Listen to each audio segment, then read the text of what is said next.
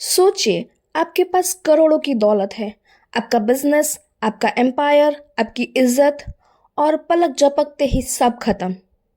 एक आम इंसान क्या करेगा? रोएगा, चिल्लाएगा, डिप्रेशन में चला जाएगा। लेकिन इतिहास में एक ऐसा शख्स था जिसने अपनी पूरी जिंदगी की कमाई डूबते हुए देखी और पता है उसने क्या कहा? उसने मुस्कुराते हुए कहा, fortune commands me to be a less encumbered philosopher. यानी कि किस्मत चाहती है कि मैं अब आज़ाद होकर सोचूं। ये पागलपन नहीं है, ये एक ऐसी प्राचीन सुपर पावर है जिसे आज इलोन मस्क से लेकर बड़े बड़े एथलीट इस्तेमाल कर रहे हैं। इसे कहते हैं स्टोइसिज्म।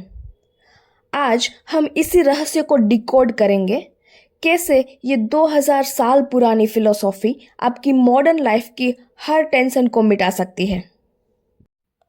कहानी शुरू होती है 300 बीसी में। जेनो नाम का एक बहुत अमीर व्यापारी था।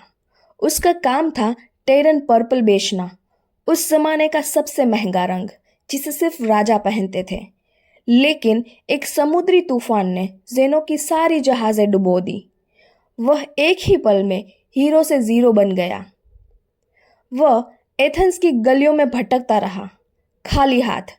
लेकिन तभी उसे एक किताब मिली सोक्रेट्स के बारे में, और उस दिन उसे समझ आया कि असली खजाना उसकी जेब में नहीं, उसके दिमाग में है।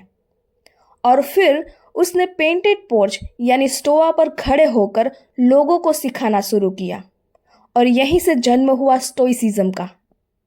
ये वो फिलोसॉफी है जो कहती है कि दुख आपके साथ क्या हुआ उससे नहीं होता, बल्कि आप उसके बारे में क्या सोचते हो उससे होता है। स्टोइसिज्म की खूबसूरती देखिए। इसे मानने वाले दो सबसे बड़े लोग कौन थे? एक था दुनिया का सबसे ताकतवर आदमी, रोमन एम्परर मार्कस ऑरेलियस, और दूसरा था एक लाचार गुलाम, एपिक्टेटस। मार्कस ऑरेलियस के पास सब कुछ था, लेकिन सुकून नहीं था। युद्ध, महामारी और धोखेबाज दोस्त। दूसरी तरफ एपिक्टेटस, जिसके मालिक ने उसका पैर तोड़ दिया था, वह जंजीरों में था।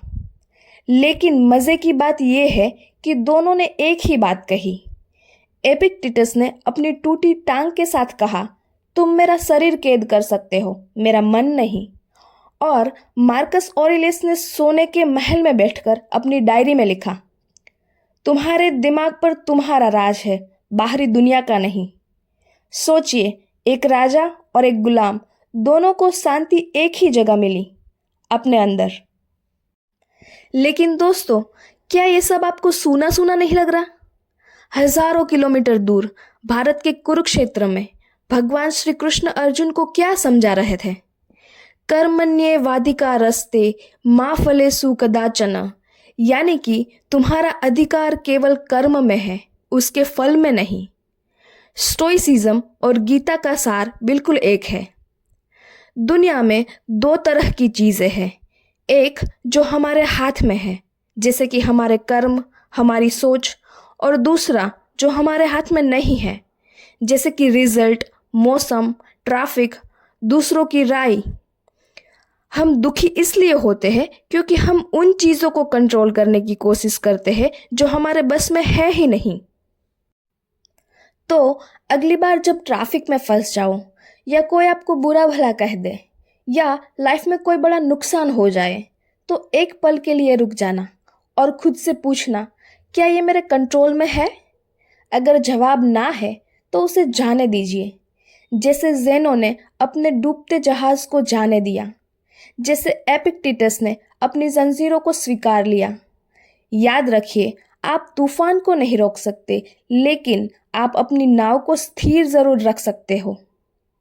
स्टोइसिज्म कोई थियरी नहीं है, ये एक मेंटल वेपन है। इसे आज ही अपनी जिंदगी में उतारिए। अगर आपको इतिहास और फिलोसॉफी के ऐसे ही गहरे रहस्य जानने हैं तो इस चैनल का हिस्सा बने, और नीचे कमेंट में आई एम स्टोइक लिखें, ताकि मुझे पता चले कि आप अपनी लाइफ बदलने के लिए तैयार हैं। अगर आपको ये स्टोइसिज्म की थियरी पसंद आई हो तो वीडियो को लाइक करें और हमारे चैनल को सब्सक्राइब करें। मिलते हैं अगले वीडियो में। जय हिंद।